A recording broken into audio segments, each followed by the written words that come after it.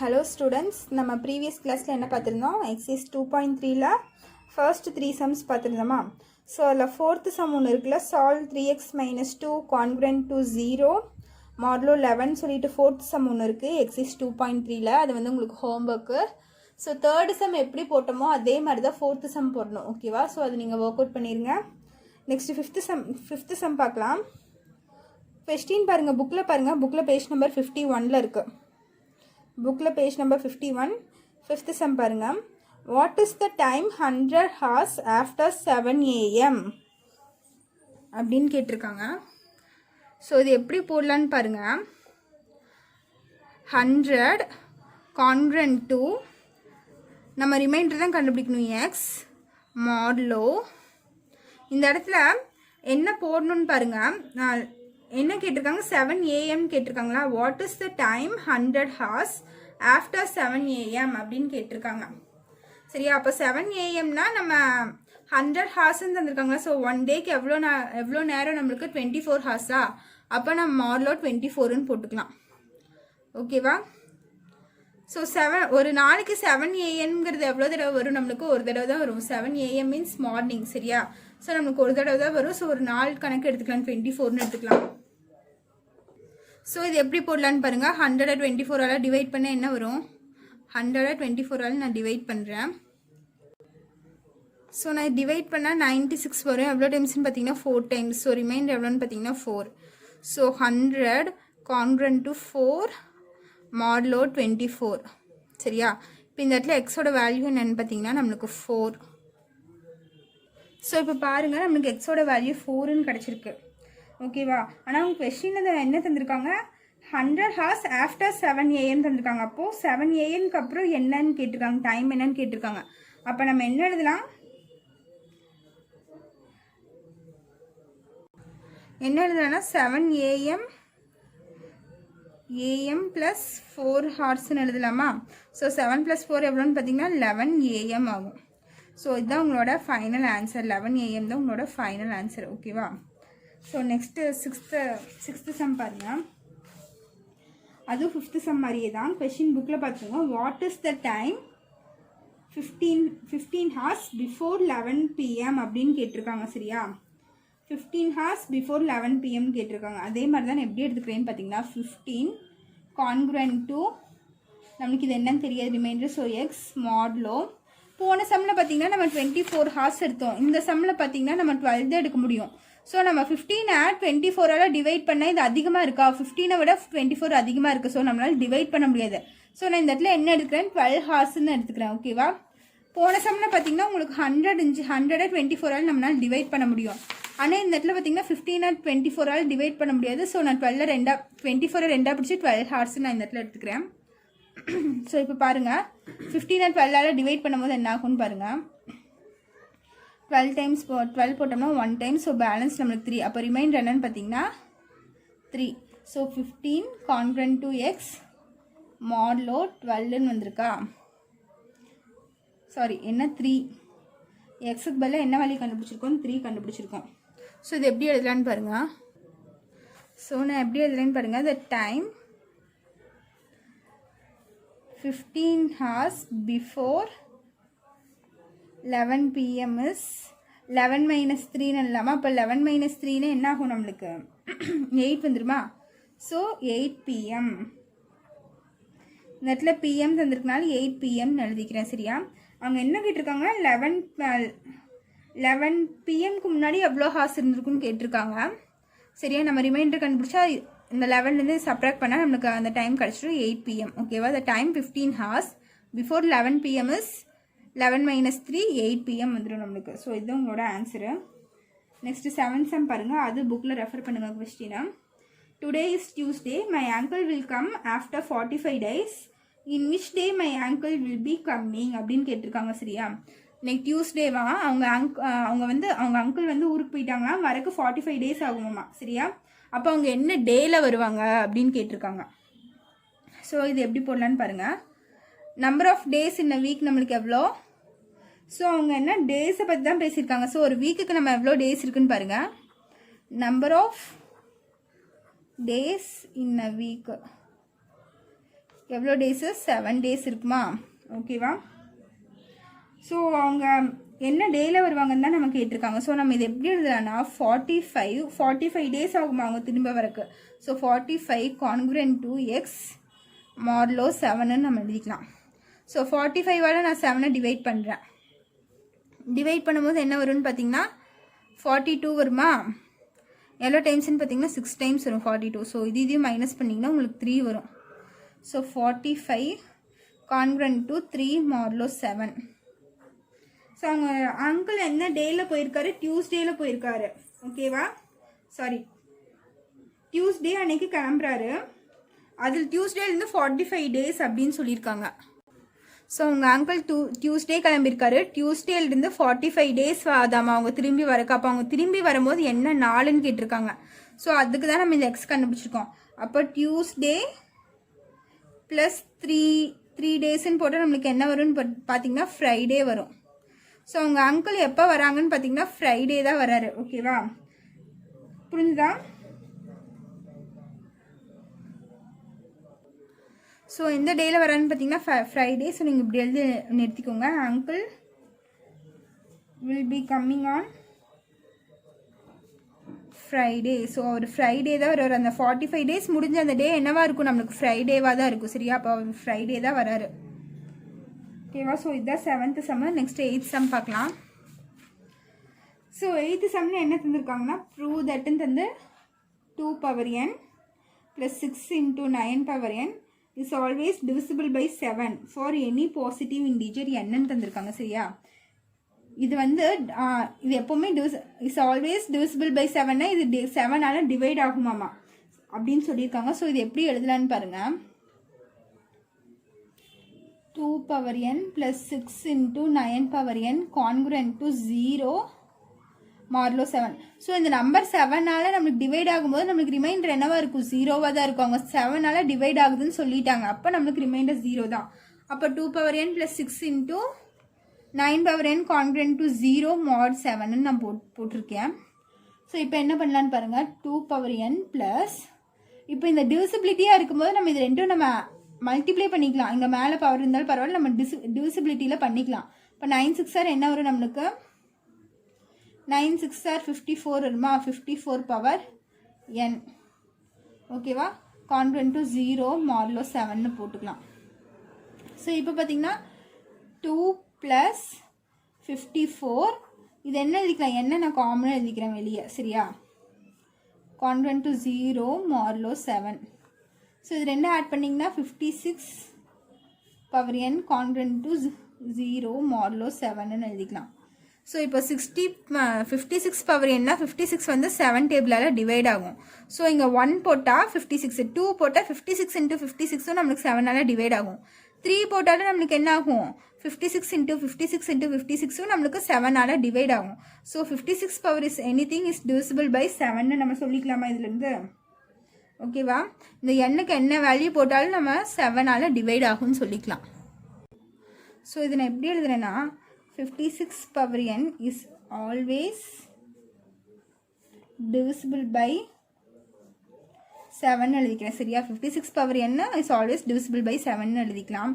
Next அவங்க கொஸ்டினில் 56ன்னு கேட்கலாம். அவங்க என்ன சொல்லியிருக்காங்க? 2 power n + 6 × 9 power n is always divisible by 7 தான் கேட்டிருக்காங்க. ஸோ நம்ம இந்த இதில் இருந்தால் நம்ம 56 power n கொண்டு வந்தோம். ஸோ இது டிவிசிபிள்னா இதுவும் நம்மளுக்கு டிவிசிபிள் ஆகுமா? அப்போ என்ன எழுதிக்கலாம்? கொஸ்டினில் இருக்கபடியே நம்ம எழுதிக்கலாம். 2 power n + 6 × 9 power n is always divisible by 7. ஓகேவா? ஸோ இதுதான் உங்களோட 8th சம். இதில் ஏதாச்சும் டவுட் இருந்தால் கேட்கலாம். 9th சம் பாருங்கள். 9th சம் கொஸ்டின் என்னென்னா find the reminder when 2 power 81 is divided by 17 தந்திருக்காங்க. சரியா? 2 power 81 17ஆல் டிவைட் பண்ணும்போது நம்ம ரிமைண்டர் என்னன்னு கேட்டிருக்காங்க. ஸோ இது எப்படி போடலான்னு பாருங்கள். So 2 power 81 congruent to x modulo 17. ஓகேவா? 2 power 81 17ஆல் டிவைட் பண்ணும்போது நம்மளுக்கு ரிமைண்டர் என்ன? அதுதான் கொஸ்டின். சரியா? இப்போ 2 power 81னா அதுக்கு அர்த்தம் என்ன? 2வை வந்து 81 டைம்ஸ் போட்டு மல்டிப்ளை பண்ணணும். 2 × 2 × 2ன்னு நிறைய போட்டே பண்ணும்.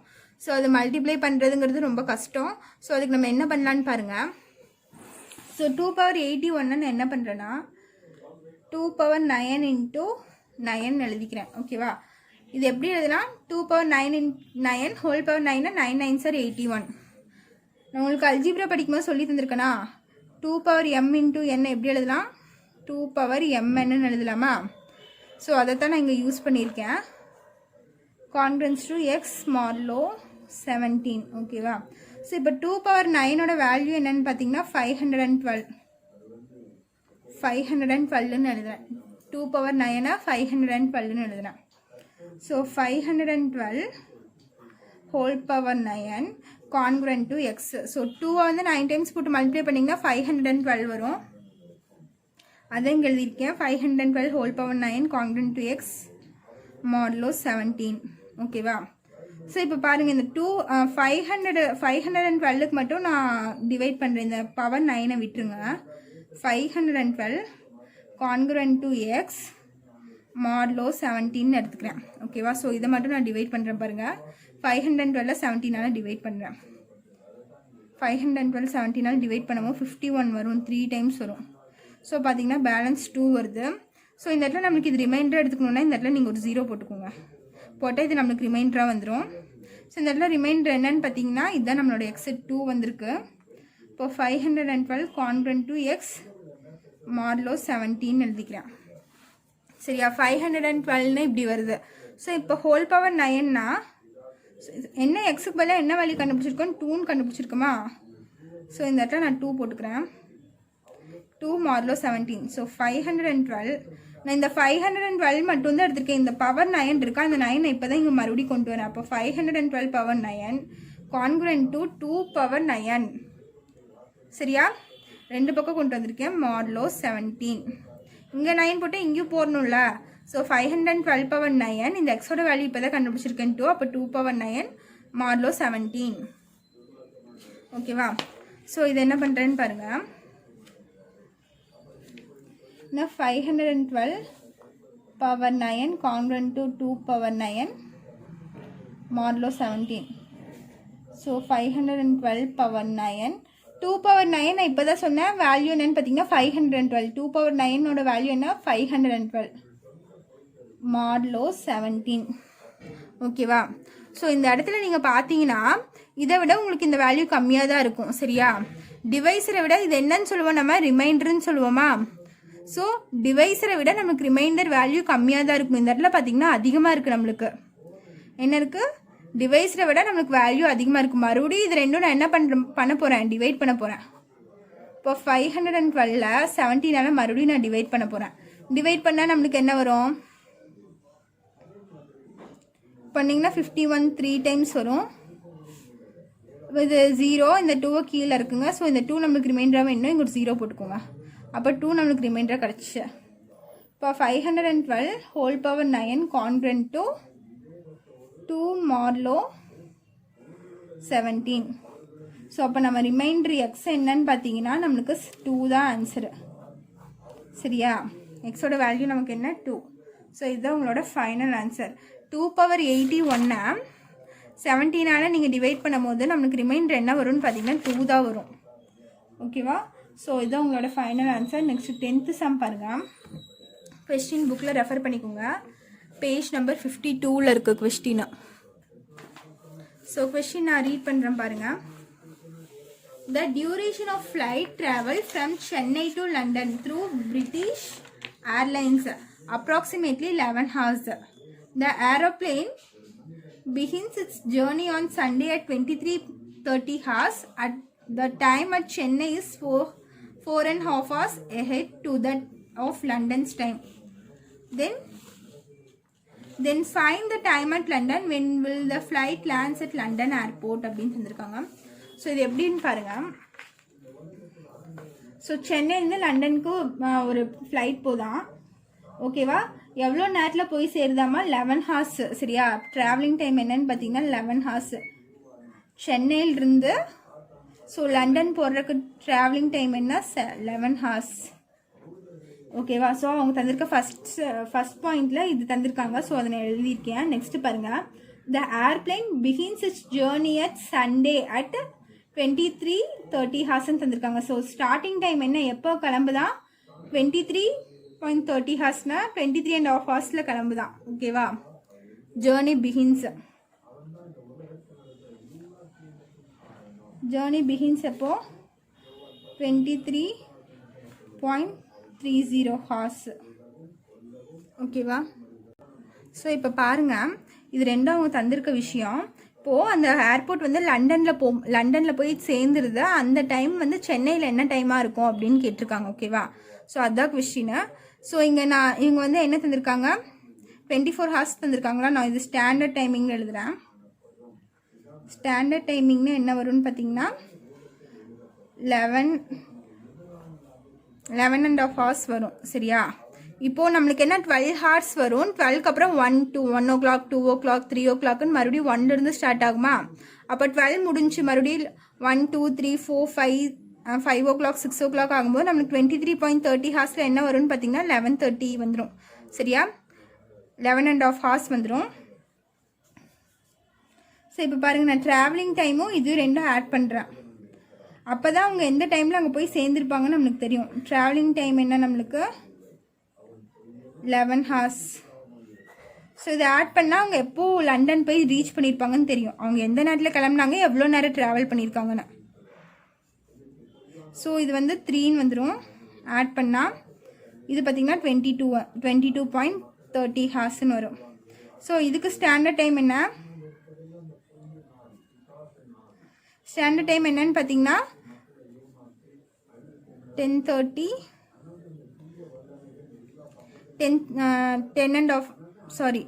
10:30 PM-க்கு அவங்க போயிருப்பாங்க. சரியா? AM மார்னிங் தான் போயிருப்பாங்க. இங்கே கிளம்பும் போதே அவங்க மதியானம் தானே கிளம்புறாங்க. ஸோ அதுக்கப்புறம் மார்னிங்கில் போய் அங்கே போய் சேர்ந்துருப்பாங்க லண்டனுக்கு 10:30 AM-க்கு. நெக்ஸ்ட்டு என்ன தந்திருக்காங்கன்னு பாருங்கள்.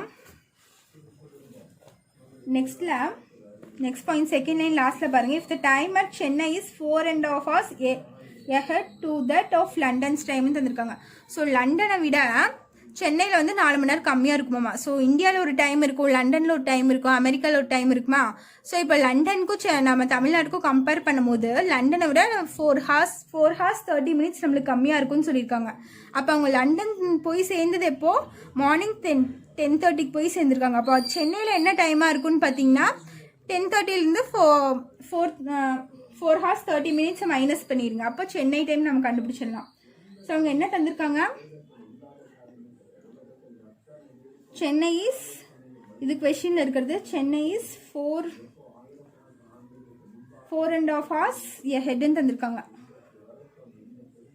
அப்படின்னா லண்டனை விட, லண்டன் டைமிங்கை விட நம்ம சென்னையில் வந்து 4 மணி நேரம் கம்மியாக இருக்குது. அப்போங்க 10:30 AM-னா சென்னையில் என்ன டைமிங் இருக்கும் அப்படின்னு கேட்டிருக்காங்க. ஓகேவா? ஸோ இந்த இடத்துல பாருங்கள், இதுலேருந்து இது மைனஸ் பண்ண நம்ம இது பண்ணிடலாமா.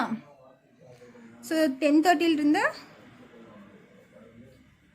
4:30 நான் மைனஸ் பண்ணுறேன். மைனஸ் பண்ணால் 0.6. அப்போ சென்னை டைம் நம்மளுக்கு என்னமா இருக்கும், 6 AM இருக்குமா. ஸோ எழுதிக்கோங்க, at 6 AM on Monday the flight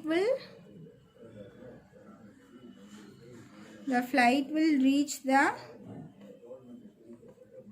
London airport ன்னு எழுதிக்கோங்க. ஓகேவா? ஸோ இதுதான் சம்மம். ஸோ அவங்க ட்ராவலிங் டைம் தந்திருக்காங்க, எந்த டைமுக்கு ஸ்டார்ட் ஆச்சுன்னு, எந்த டைமுக்கு ஃப்ளைட் கிளம்புச்சுன்னு சொல்லி தந்திருக்காங்க. சரியா? அவங்க வந்து ரயில்வே டைமில் தந்திருக்காங்க. நான் ஸ்டாண்டர்ட் ஃபார்மில் மாற்றிட்டேன். ஸோ அவங்க லண்டனுக்கு எப்போ போய் சேர்றாங்கன்னு நம்ம தெரிஞ்சுக்கிறதுக்கு என்ன பண்ணோம், ட்ராவலிங் டைமும் ஸ்டார்ட் ஆன டைமும் ரெண்டும் ஆட் பண்ணால் அவங்க லண்டனுக்கு எத்தனை மணிக்கு போகிறாங்கன்னு தெரிஞ்சுக்கலாம். அப்போ லண்டனுக்கு எத்தனை மணிக்கு போகிறாங்கன்னா 22.30 minutes போகிறாங்க. 22 hours 30 minutes. ஸோ இது நம்ம ஸ்டாண்டர்ட் டைமுக்கு கன்வெர்ட் பண்ணோம்னா சண்டே கிளம்பி மண்டே காலையில் 10:30 AM-க்கு போகிறாங்க. சரியா? நெக்ஸ்ட் பாருங்கள், சென்னையில் அந்த டைம் அவங்க 10:30க்கு அங்கே போகிறாங்கன்னா அந்த டைமில் சென்னையில் என்ன டைம்னு கேட்டிருக்காங்க. அப்போ இதை விட சென்னையில் 4.5 hours கம்மியாக இருக்குமா. ஸோ 10:30லேருந்து 4:30 நான் மைனஸ் பண்ணால் 6 வரும். So 6 AM. லண்டனில் 10:30 AM இருந்துச்சுன்னா சென்னையில் என்ன டைம் இருக்கும், 6 AM இருக்கும். ஓகேவா? சென்னை படி அவங்க 6 AM லண்டன் போய் ரீச் ஆகிறாங்க. ஸோ இதான் இந்த கொஸ்டின், 10th கொஸ்டின். இதோட இந்த எக்ஸைஸ் ஓவர். இதில் ஏதாச்சும் டவுட் இருந்துச்சுன்னா கமெண்ட் பண்ணுங்கள். ஓகேவா? தேங்க்யூ.